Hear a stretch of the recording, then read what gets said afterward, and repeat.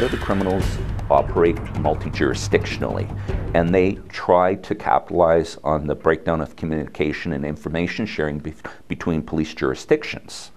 And because of that, it's when police departments operate in silos, they don't know what's happening in their municipality next to them or the surrounding. And that's one of the reasons for a call for a metro police department.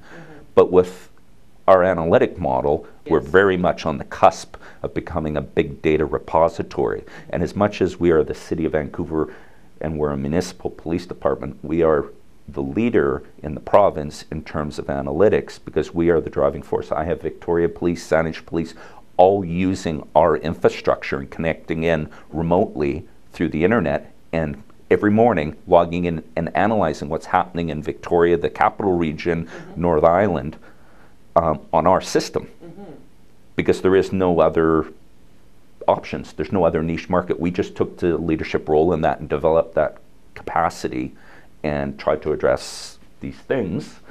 And by doing so, after we did it, and went, wow, this is really good, but we just shouldn't keep it to ourselves. Law enforcement typically is public sector money. We just keep doing what we do because the budget comes in, and the level of accountability and fiscal restraint and accounting for every dollar spent is becoming more and more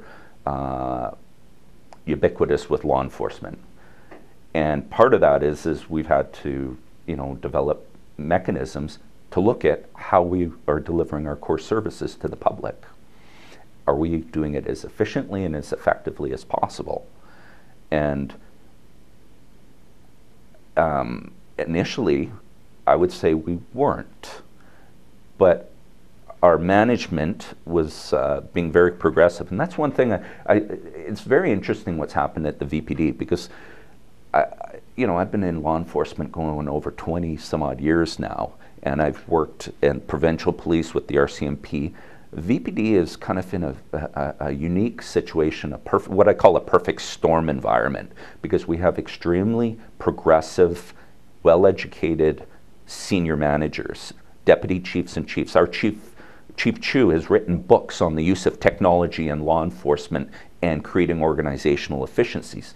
Not a lot of law enforcement senior management come in with that mindset and that kind of progressive moving towards change and accountability that we're seeing here. And as a result of that, the trickle effect from the people that he's brought up through the ranks and promoted as the deputy chiefs have similar mindsets.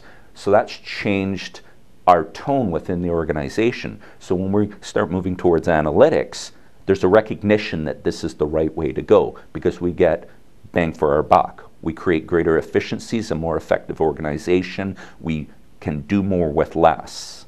And that addresses where the people that are responsible for oversight on our fiscal expenditures, they like to see that we are doing the best we can with as little resources as possible so that the public purse is being utilized as best as possible. And that's kind of where we're at with our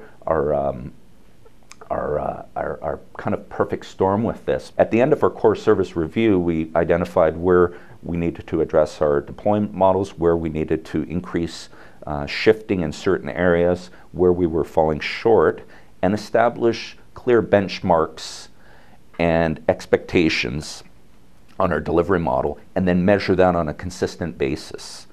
And look, are we getting better, are we getting worse, or is it status quo?